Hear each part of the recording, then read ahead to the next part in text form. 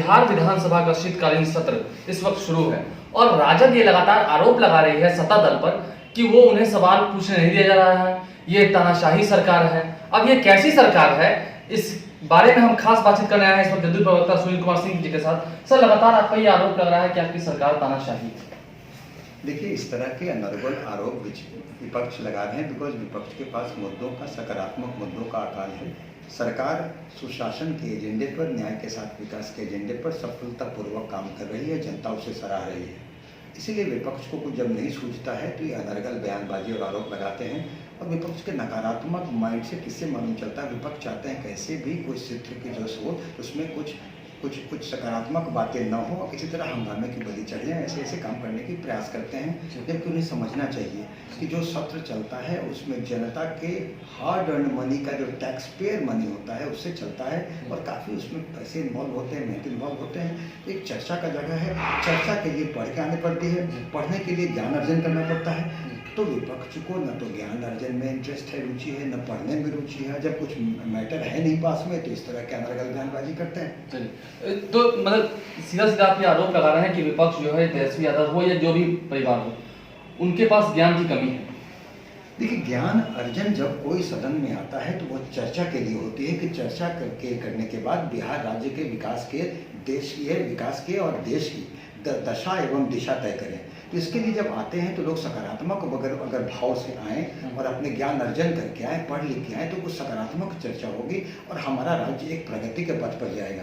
लेकिन वो तो पढ़ने लिखने से मतलब है नहीं, ज्ञान से मतलब है नहीं, सकारात्मक मुद्दे से मतलब है नहीं। तो क्या करना है, समय काटने के लिए हंगामे करने हैं, एक अनर्गल बयानबाजी करना है, अनर्गल आरोप लगाने हैं, जनता का ध्यान आकृष्ट करने के लिए तरह तरह के पैंतरे करने हैं। तो जो उसको जो हार्ड अर्न्ड मनी का एक जो सत्र होता है, वो सत्र एक नकारात्मक दिशा में जाकर के उसका एक अननेसेसरी बहुमूल्य समय उसका नष्ट होता है और हार्ड और टैक्स पेयर मनी बर्बाद होती है। जी नहीं, लगातार जिस तरह से आरोप आपकी सरकार पर लग रहे हैं कि हत्या, बलात्कार, लूट, ये सब आदि हो रहे हैं, आपकी सरकार चुप है। देखिए, अगर इस तरह की बात, बड़ा अच्छा बात है कि विधानसभा का सत्र है तो वहाँ पे आप वो लॉ एंड ऑर्डर पर चर्चा करें। चर्चा करने पर उनको सारी बातें मालूम चलेगी। देखिए, मैं अपराध के बारे में बता दूं कि अपराध जो है, ठीक है, लोग सभ्य समाज में अपराध का कोई स्थान नहीं होता है, मगर दुखद है कि अपराध होते हैं।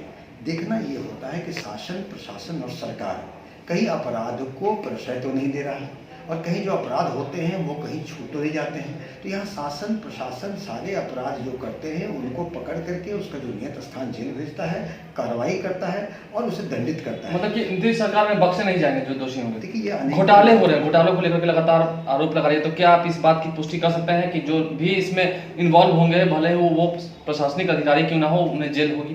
पहले कानून व्यवस्था पर चर्चा हुई थी, मैं उसको कंप्लीट कर लूँ। तो कानून व्यवस्था के मामले में अगर कोई व्यक्ति अपराध करता है तो वो किसी भी पार्टी से, किसी भी पद पर हो, किसी का कोई पिता, पुत्र या पति हो, अनेकों बार जदयू सरकार ने इस बात को साबित कर दिया है कि जो अपराध करने वाले दोषी दंडित किए जाते हैं, बख्शे नहीं जाते हैं। और जो भी कोई, अगर मान लीजिए अपराध के जो आंकड़े हैं तो वो आंकड़े में भी देखेंगे, अगर नेशनल क्राइम रिकॉर्ड ब्यूरो का अगर डेटा रखें या स्टेट के आंकड़े करें तो इतने आंकड़े कोई भयावह नहीं है। मैं इस बात को लेके खुशफहमी का पिक्चर नहीं पेंट करता। मेरे लिए हर एक अपराध जो होते हैं वो एक चुनौती है। इसलिए आप देखे होंगे कि पूरे अगर केस टू केस बेसिस पर अगर अपराध की जिक्र करें तो उसमें अपराध के जो सॉल्व रेट हैं और क्रैक रेट हैं वो बहुत अच्छे हैं। और पटना पुलिस हमारी एक बड़ी सजग पुलिस और सक्रिय पुलिस में से आती है। इसलिए अपराध के मामले में मैं आपके चैनल के माध्यम से आश्वस्त करता हूं यहाँ के जनमानस को कि अगर व्यक्ति अपराध करेगा तो निश्चित दंडित होगा, इसमें कहीं गुरेज नहीं है। और शासन प्रशासन का आपने हाल में देखा होगा कि छठ के समय में इतनी अच्छी अरेंजमेंट की गई कि पूरे छठ में हर व्यक्ति जानता है कि उसे किस ढंग का मिला। तो शासन प्रशासन एक विकासात्मक एजेंडे से लेकर के अपराध के एजेंडे तक सारे पर पूरे पैनी निगाह से और सकारात्मक दिशा में कार्य कर रही है। चलिए, और आपने अभी जैसे कहा घोटाले की बात, दूसरी बात, तो घोटाले की बात मैं बता दूं कि कोई भी घोटाले हुए हैं, माननीय नीतीश कुमार का स्पष्ट मानना है कि किसी भी तरह के भ्रष्टाचार के मामले में उनकी जीरो टॉलरेंस की नीति है। अनेक बार हमने साबित किया। और जो व्यक्ति इस ढंग के क्षेत्र का होगा, पवित्र का होगा, पब्लिक होगा, क्षेत्र प्रवृत्ति का होगा, तो अगर वो घोटाले करेगा, घोटाले में संलिप्तता होगी तो निश्चित ही दंडित किया जाएगा। हमें किसी को छुपाने की जरूरत नहीं है। घोटाले हुए, उस पर जानकारी चल रही है, व्यक्ति आज जेल में है, कोई एक बार भी ये नहीं कह सकता कि सत्ता संपोषित घोटाला या सत्ता संपोषित अपराध होता हो।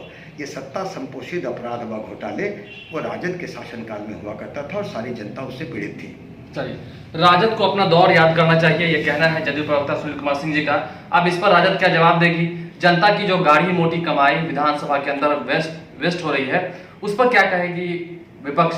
इससे आपको जोड़ रखेंगे। जुड़ रहे भारत लाइव टीवी के इस यूट्यूब चैनल से। धन्यवाद। हमारे फेसबुक पेज को लाइक करें, ट्विटर पर फॉलो करें न्यूज़ बिहार लाइव, और साथ ही साथ हमारे यूट्यूब चैनल को सब्सक्राइब करें। सब्सक्राइब करने के बाद बेल आइकन दबाना ना भूलें। धन्यवाद।